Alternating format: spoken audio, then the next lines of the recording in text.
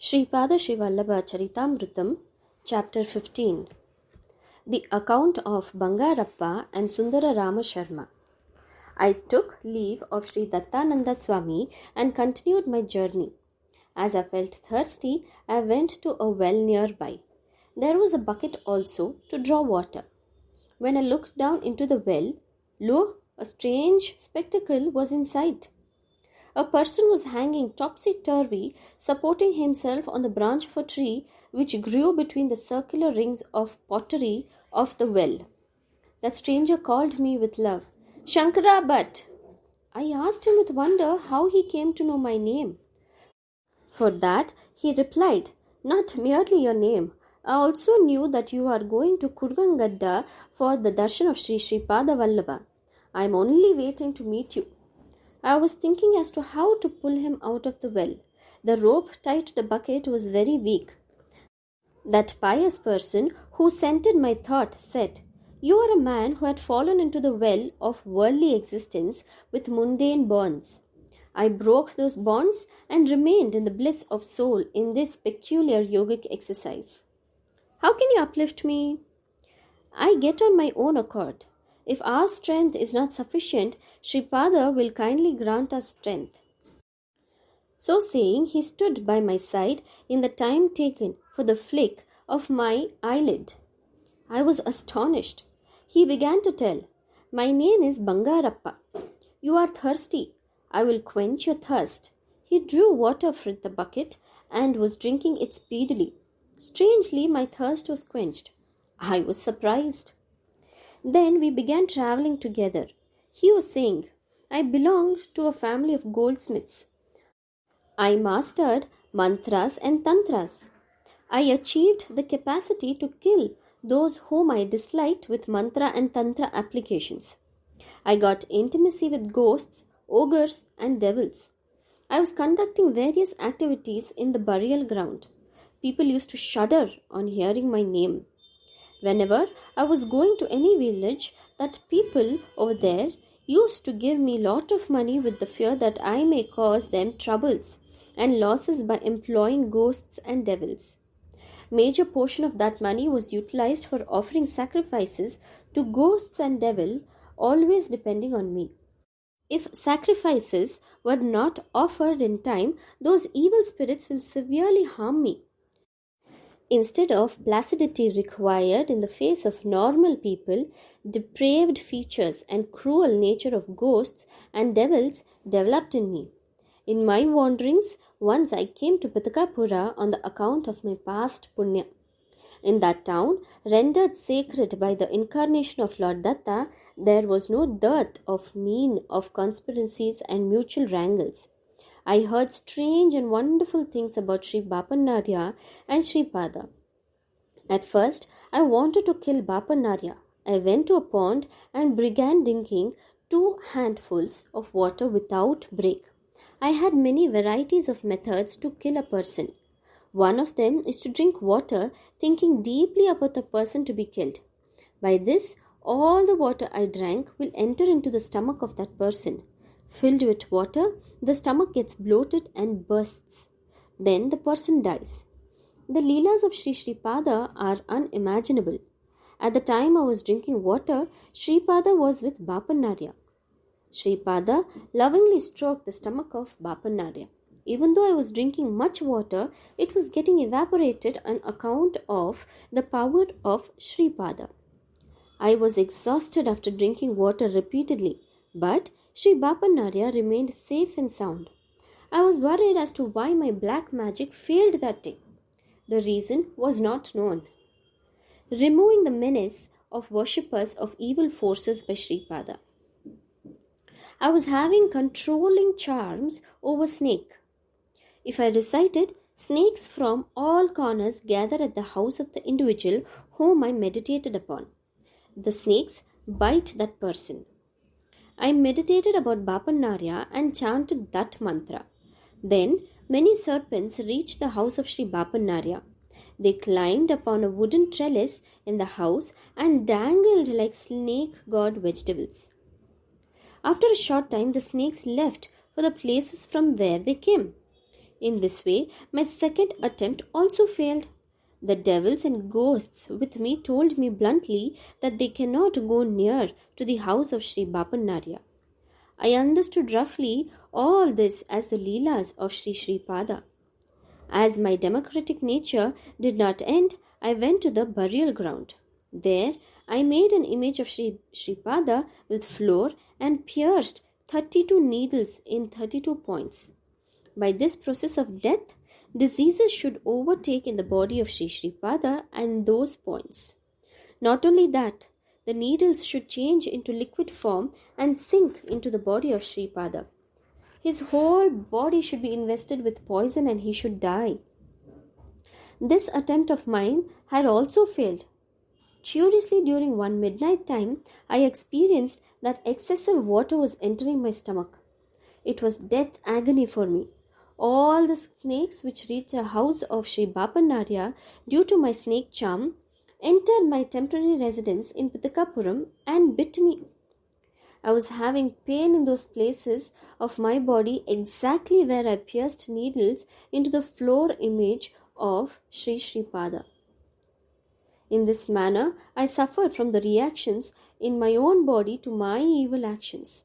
I suffered like hell. I thought it was better to die, but I did not get death. The torments of hell will only be known after death. But I experienced those torments during night, even when I was alive. When confronted with unbearable troubles, any person would turn towards God. I sought in my mind the refuge of Sri Sripada. The form of Sri Sripada appeared before my mental eye and he said, Bangarappa, you have to suffer troubles in this world for many years for your heinous sins, and you should also undergo many punishments in hell afterwards. However, taking mercy on you, I destroyed your sins in this one night. All your evil practices are destroyed. If anyone who is thirsty is visible to you in your mind, when you drink water and quench your thirst, the thirst of that person will assuage even though he is at a great distance. There is a yogic exercise in which one has to hang upside down. You will derive bliss if you practice it. To step into the house of my parents or into the house of Sri Bapanarya, merit of many births is required. You don't have that luck in this life. Fortune is not something which comes suddenly. Misfortune is not something which is given indiscriminately. When the good deeds of past lives fructify at once, it is called good luck. When bad deeds yield results at once, it is called bad luck. As Parameshwara grants us life, he only has authority to take our life. Since parents grant us birth, they deserve utmost adoration. I won't show my grace on those who neglect them in their old age. You subjected many innocent people to untimely death with your diabolical practices. The result of this sin will haunt you till you see a Kannada Brahmin known as Shankar Bhatt. When he is thirsty, you quench his thirst by using your skill. Then your sin becomes completely erased. That Shankara Bhatt writes my history. At the time of this incident, the age of Sri Sripada was about 7 to 8 years. Dear Shankara Bhatt, I am waiting for you from that day. Today, it is an extremely good day for me. Bangarappa concluded his speech. For me, all this story was very confusing. Then I said, Sir, how can the thirst of another is quenched when you drink water? Please explain the secret of this. Then Bangarappa said, My boy, living creatures who dwell in the Annamaya Kosa have material influences and have experiences in the material world. Living creatures in the Pranamaya Kosa have subtle body consciousness. Living creatures in the Manomaya Kosa have connections with the mental world. Living beings in the Vignamaya Kosa have connection with the related world. For the living beings in the Anandamaya Kosa, experience of bliss is available. By means of a yogic exercise, I coordinate my Pranamaya Shakti, that is, power of life force with the pranamaya shakti of other living beings. By this and by the feeling of identity, this becomes possible. Through a certain yogic exercise in ancient times, Vali was getting double the strength of the person facing him. Therefore, Rama killed Vali behind a tree. Sage Vishwamitra initiated Rama and Lakshmana into two sacred mantras called Bala and Atibala. If the life force is kept ready according to the vibrations of these mantras, one can attract the universal force in the innermost area of the universe into his system. If the body is not pure, extreme pain will be felt at the time of entry of the force into our body. Not only that, unable to retain that force, one may even die. In the order of purity, there are 12 stages in human body. The body of Sri Rama belonged to the 12th stage. The body of Sri Datta is beyond 12 also. Therefore, Sri Pada, who is an incarnation of Datta, naturally has infinite strength, infinite knowledge, and infinite presence. Then I questioned, Sir, it is said that Ahalya became a stone from the curse of sage Gautama, and that she was redeemed from that curse as soon as the dust from the feet of Sri Rama touched the stone. Had she really become a stone, or is there any secret meaning into this? Then Bangarappa explained, You asked a good question. Indra was having connection only with the shadow form of Ahalya. Not knowing it, in great rage, Gautama cursed Ahalya to become a rock. Then Ahalya said to sage Gautama, You foolish Rishi, what a work you have done. Gautama lost his intelligence and became a lunatic. He was visiting many holy places and became healthy from the grace of Lord Shiva. In the evolution of consciousness, rock is the first position. Its soul would be in a lifeless state. There are many kinds of rocks. Soul in a certain rock is getting some reformation. After those experiences of reformation, that soul enters into another class of stone. In the first rock, which is empty, another soul enters. Only people with yogic vision can know how long a certain soul resided in a particular rock. Assume that when a soul is in a particular rock, the rock was broken into two. When one soul in the piece of the rock remains, another soul in another broken piece remains. Both the souls undergo some experiences.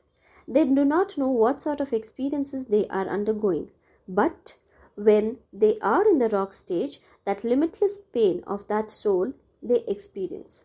They do not have life, but the experience of pain would still be there. Description of agonies experienced in different sources of birth by living beings. Then I questioned, Sir, pain or pleasure is experienced only when life is there. In such a case, how is it possible that a lifeless material undergoes unlimited pain? Then Bangarappa replied, When the individual soul exists in the Supreme Soul, it experiences divine bliss. It cannot be described through speech, and it cannot be comprehended in the mind. In the same way, when the individual soul is in the rock, great sorrow as opposed to divine bliss is experienced. It cannot be described by speech and cannot be understood in the mind. It is a great sorrow experienced when life is extinct. This soul wanders in many rocks and goes on experiencing inexplicable, unimaginable, lifeless, great miseries. In that manner, it enters metals. It moves in different kinds of metals and experiences life in a dormant state. Suppose you pour upon a metal some poisonous substance inimical to it. Life in that metal suffers in the dormant state and leaves that metal migrating to some other metal. Soul which identified itself with metals enters trees in the process of evolution. Life force which was dormant when it was a lifeless material now becomes active and will have an urge to stand erect or to take an inclining position. Its roots, meant to give it strength, pierce through the earth and facilitate its evolution. In this fashion, soul enters many kinds of trees and undergo many experiences. In this way, it would come out of the stage of 50% life and 50% lifelessness and evolve as worms and insects. In this stage, its urge for movement is fulfilled. In this manner, it undergoes many refinements as various worms and insects and take the shape of a fish. Then, it takes the shape of a bird. After getting experience in the form of a variety of birds, it takes birth as a quadruped. It takes birth as a very sacred cow. As she gives milk to people like a mother, she earns punya even without knowing about it. It also cooperates as a buffalo in the production of food cereals. In the next birth, it takes human body. Under the influence of mental attitudes, thoughts generate. Then they change into actions. In this fashion, virtuous deeds and sinful deeds are done. Inquiry about the 7 stages in the path of spiritual pursuit. Man will be in 7 stages in his evolutionary process. In the first stage, the organs of gross body and the organs of subtle body are used at the same time. In the second stage, he experiences the subtle world with the help of subtle body organs and gains the capacity to perform petty miracles. In the third stage, he acquires the capacity to travel along long distances with subtle body. Between third and fourth stages, there exists an invigiling center. When invigiled, it remains in the same position as it remained originally. When Gautama cursed Ahalya was subjected to severe shock. Then she felt that she was in the stone consciousness. She remained in that state till she saw Sri Rama. The body of Ahalya did not become a stone.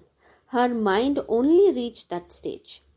It means that she remained in the overpowering center between third and fourth centers.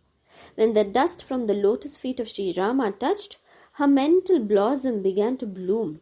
She regained her natural state. For the soul which reached fourth state, very extensive yogic powers are endowed.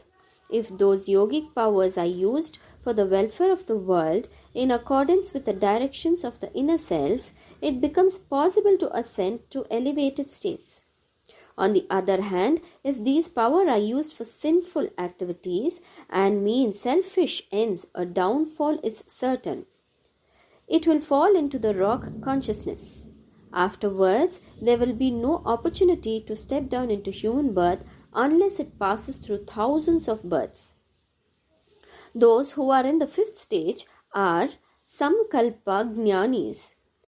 The Samkalpa Jnanis continue mundane activities while striving for the realization of God. Those in 6th stage are Bhava Jnanis, that is, wise men having devotional ideas, and they have very little concern for worldly activities. Those who are in the 7th stage attain the wisdom of infinite position of the Supreme Self. Difference between divine incarnations and sadhakas, that is, spiritual seekers. After hearing the words of Bangarappa, some doubts crept in my mind. To clear them, I questioned thus: Sir, is the evolutionary process limited only to ordinary mortals, or will it apply to divine incarnations also? Then Bangarappa said, incarnations come according to the needs of the time. If man becomes God, he is called Samardha Sadguru. If God comes as man, he is called an incarnation. A fish swims and moves quickly in water. A tortoise can move speedily both on earth and water. Boar means rhinoceros, which runs quickly on ground.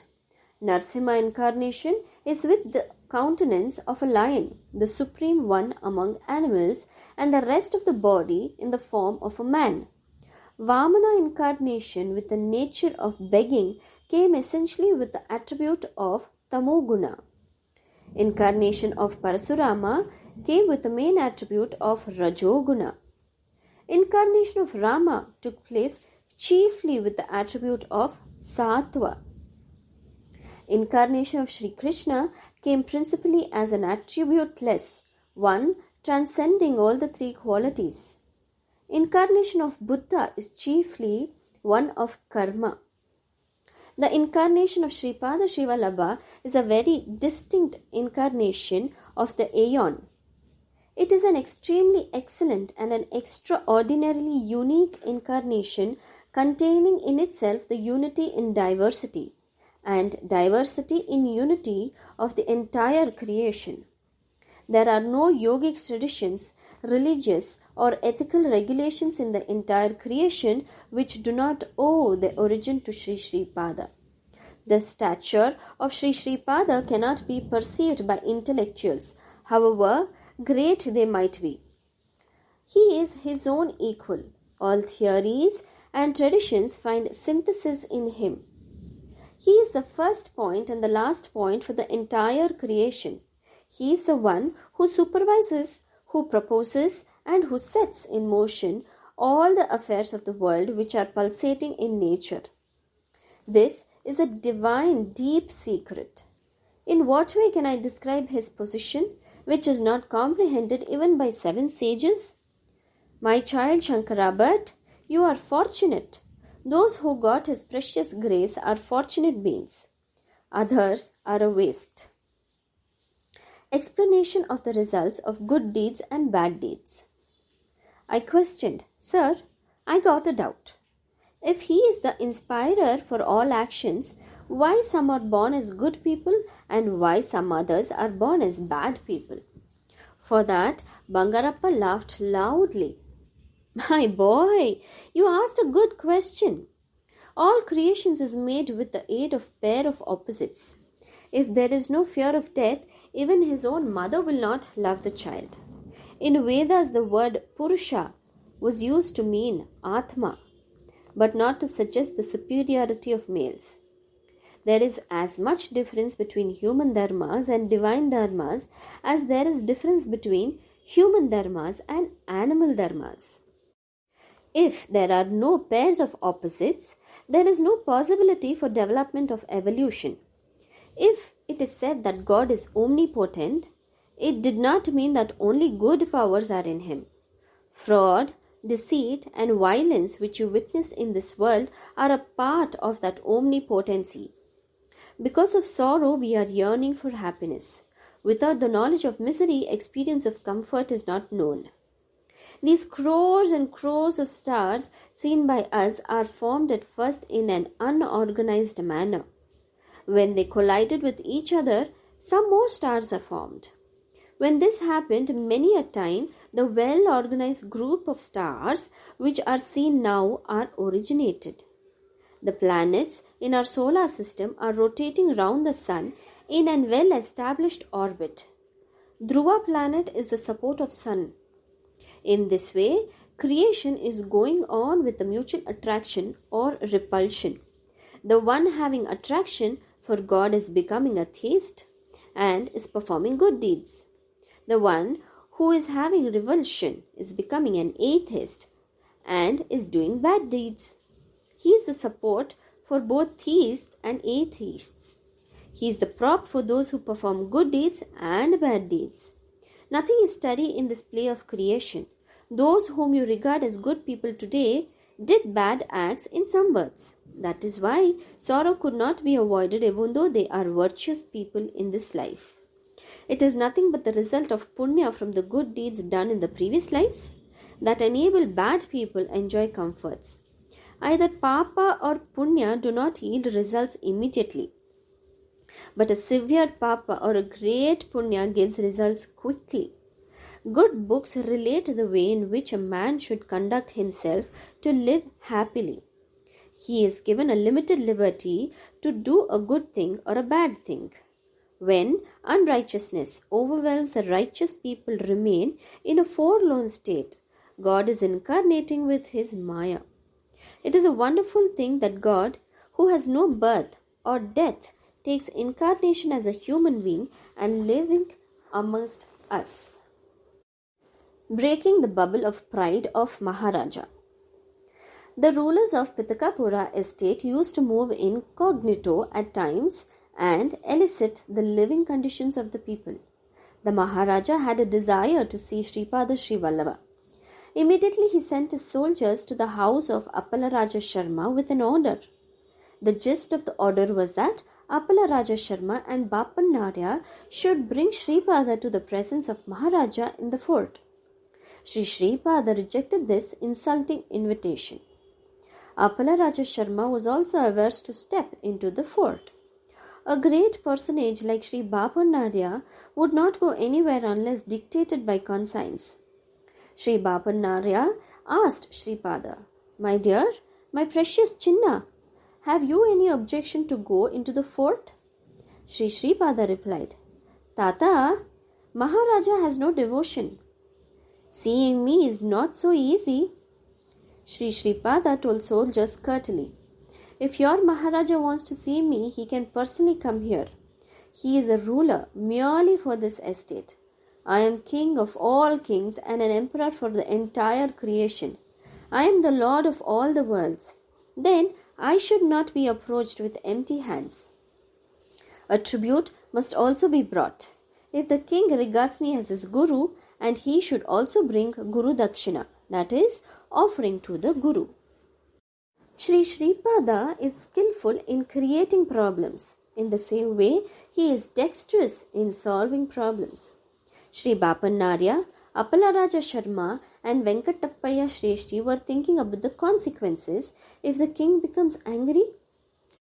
Maharaja, on hearing the news from the soldiers, was violently shaking with rage.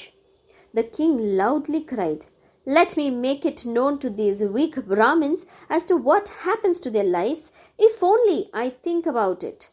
They do not know how much powerful I am." The moment he cried out like this, all his strength departed from his body and he became a weakling. He fainted with weakness.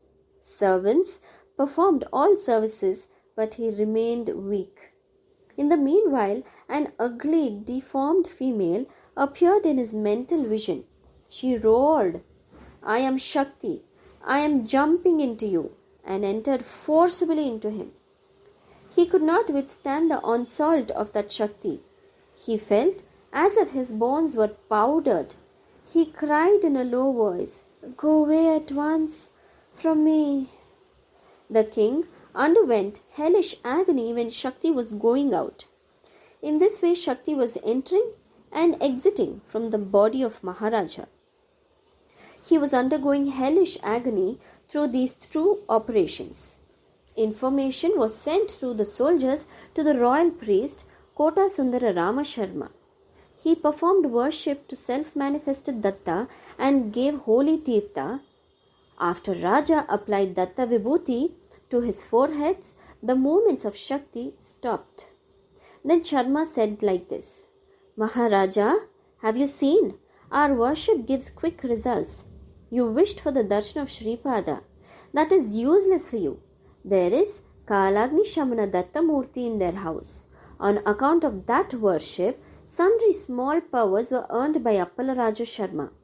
Bapan Narya earned some powers from the practice of mantras. Then Venkatappaya Shreshti is a Vaishya. He can purchase cheaply a good article by arguing it as a counterfeit one. He can also sell a counterfeit article by making us believe it as a genuine one. With fictitious fabrications, they are investing incredible powers to Sripada and doing his bhajan. Even though Narasimha Varma is a noble Kshatriya, he became a fool and is praising Sripada as an incarnation of Datta. You don't have any worry. Our practice of worship is very great. How dare they to refuse the orders of a person like Maharaja to come?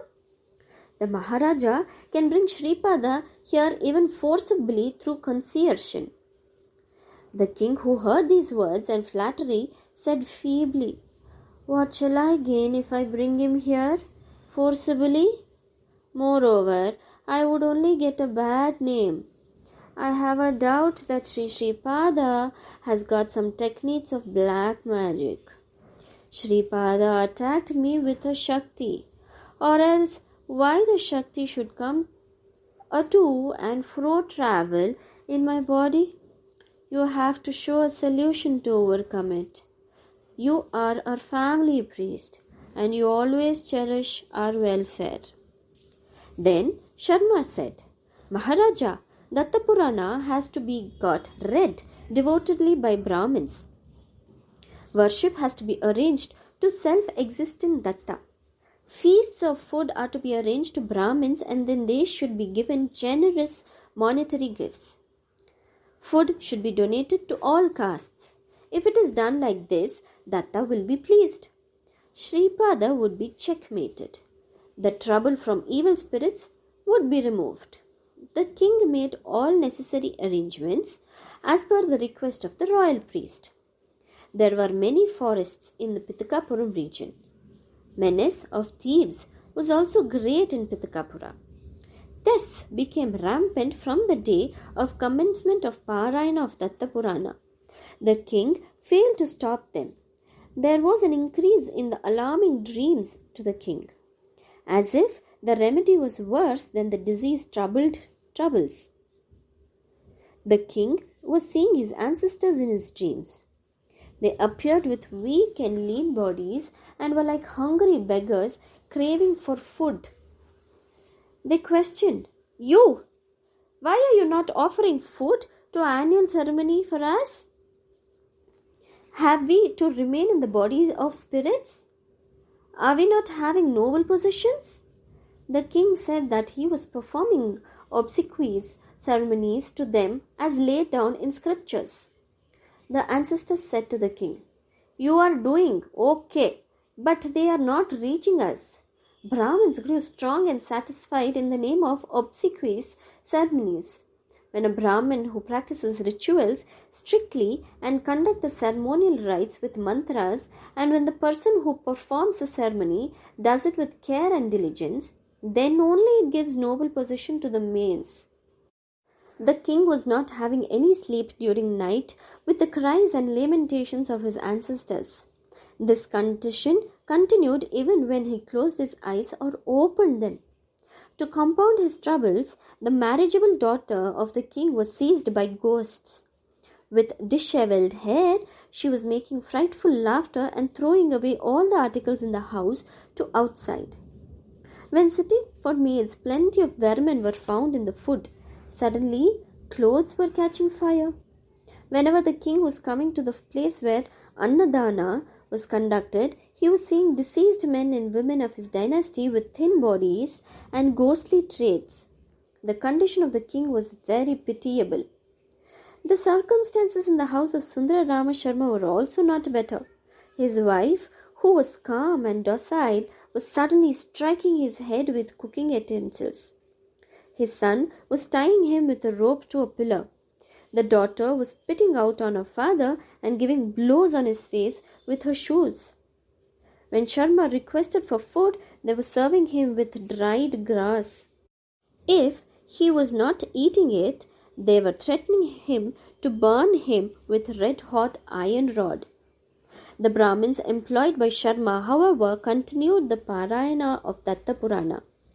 After they finished meals on completion of Parayana for the day, ghosts, spirits, and ogres were moving freely in the house and terrorizing the inmates.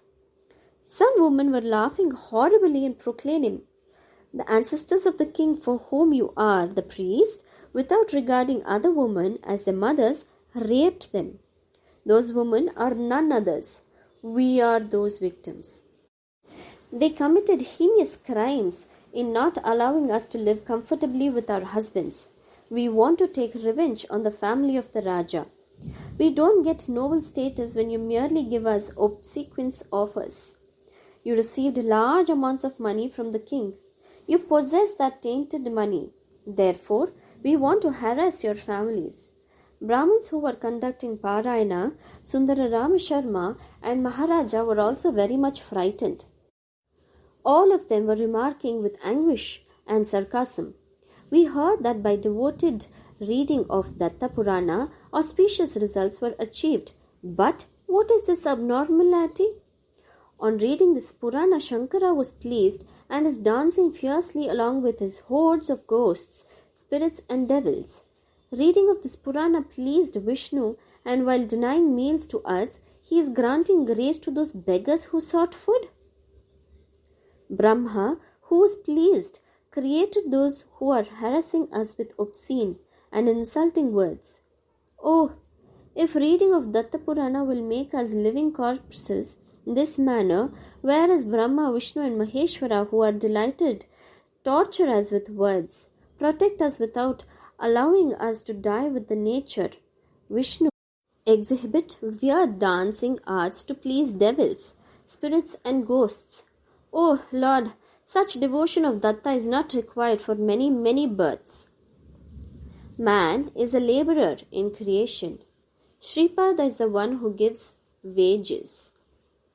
Then Brahmins, Sundara Rama Sarma, Maharaja surrendered to Sri Sripada and sought his refuge.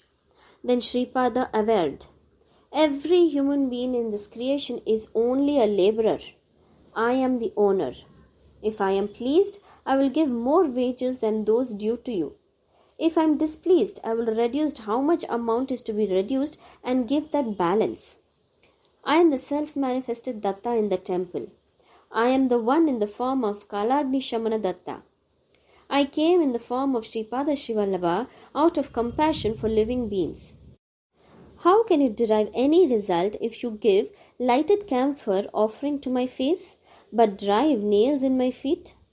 Whom do you think are my parents? Vishnu Datta and his wife of this Datta Purana are born in this Kali Yuga as my parents Appala Raja Sharma and Sumati Maharani. Sri Bapannarya was born as Labha, son of Sri Vigneshwara in one age. In another age as Labhada Maharshi and as Bhaskaracharya in Bruhatsila town. His lineage is revered by those born in Vaishya caste.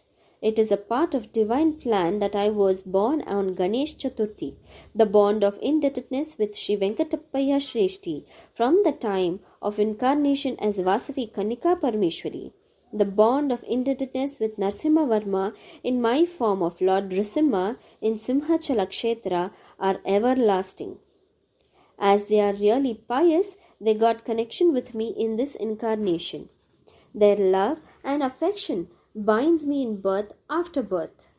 When I incarnate as Narsimha Saraswati, I will be born with exact resemblance of my maternal grandfather Sri Bapannarya. Just as he is redeeming ghosts and spirits by sprinkling water from his copper pot, I will drive away ghosts and spirits troubling my devotees who visit my Gandharvanagar during my incarnation as Nrsimha Saraswati. I will grant noble position to those ghosts and spirits. One should not be arrogant simply because he is wealthy. The wealth with you should have purity of money. Otherwise, you will have sorrows. If you are proud that you are holy, you are not holy at all. I have your account with me. I am telling that I cancel the results of your sinful deeds out of compassion. If you are discouraged that you are a sinner, and if you seek my refuge and call me with love, Sripada Datta, Sri Vallabha Digambara, I will be in a trice to burn all your sins and make you virtuous. As you have considered truth as untruth and the untruth as truth, you met with all difficulties. You have abused Sripada Srivallabha, and because of that you were entangled in strange and peculiar problems. Even though you conduct a devoted reading of Datta Purana, it has not given you any relief. Datta himself has come as Sripada Srivallabha, and this is true.